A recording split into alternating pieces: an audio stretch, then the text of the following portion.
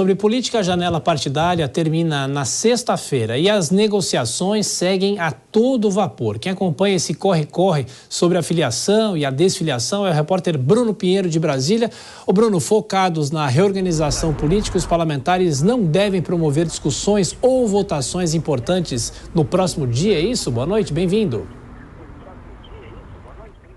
Exatamente, viu, Tiago? Recesso muito curto, mas não será de sombra e nem de água fresca, será de muita articulação. Ótima noite a você, sempre uma alegria, uma honra e uma satisfação. Esta semana será então uma semana esvaziada aqui no Congresso Nacional, somente após um acordo com o deputado Arthur Lira. Ele entendeu que encerrando a janela no dia 5, então seria uma semana cheia de articulações nos estados e nos municípios também, nos redutos eleitorais, já que se encerra em 5 de abril. Diante disso, é necessário essa articulação e estarem nas suas cidades. Então, somente aqueles assuntos que não são de tanta relevância, que gera muita repercussão, serão analisados esta semana no formato híbrido, remoto. E aí sim, na semana que vem, na segunda semana do mês, assuntos relevantes serão analisados, inclusive envolvendo esse caso do assassinato da vereadora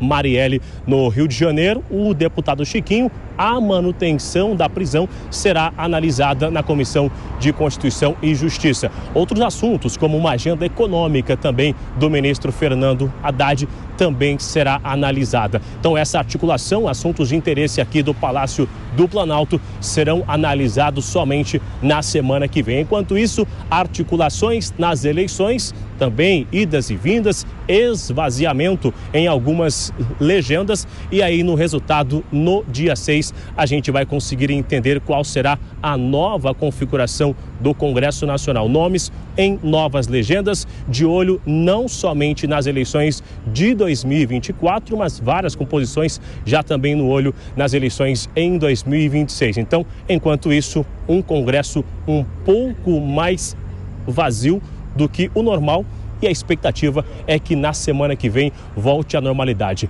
Só que isso já é um cartão de visita do que nós vamos assistir em 2024, porque após o recesso do meio do ano, aí sim, o que se espera um resto de ano muito mais esvaziado, porque de fato vai começar a campanha eleitoral e a gente vai acompanhar. Volto com você, Thiago. Quero saber qual vai ser a produtividade do Congresso nesse ano. Bruno Pinheiro, sempre atento, volta na nossa programação. Nelson Kobayashi, os parlamentares vão esticando as folgas, chegam até a falar dessa justificativa do troca-troca partidário, da troca de partidos, mas de qualquer forma as pautas que importam não são votadas, tem muita pauta econômica para ser analisada. Aí você já viu, no segundo semestre a eleição já bate na porta, né? Sim, a gente precisa se lembrar que o primeiro trimestre já foi, né? Desse trimestre, 2 meses úteis que deixaram de apreciar questões importantes. A gente teve a reforma tributária aprovada no ano passado, mas na pendência de uma regulamentação, de leis complementares que estipulem como isso vai se dar na prática, inclusive definindo as alíquotas desses novos impostos, né? E isso passou batido no primeiro trimestre.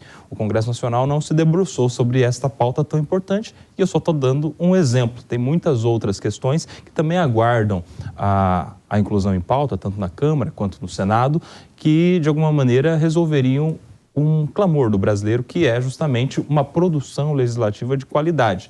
Por enquanto, em um ano eleitoral, nós temos muitos parlamentares preocupados com as eleições, com a janela partidária, como disse a nossa reportagem, mas, de fato, com o que precisa ser prioridade no Congresso, a produção legislativa, não há muita preocupação. Tiago, cerca de 10% dos parlamentares na Câmara dos Deputados, cerca de 10% dos deputados federais são pré-candidatos a prefeituras Brasil afora. Imagine só se eles estão preocupados com os projetos em discussão no Congresso. Eles estão preocupados, certamente, com as eleições que se aproximam.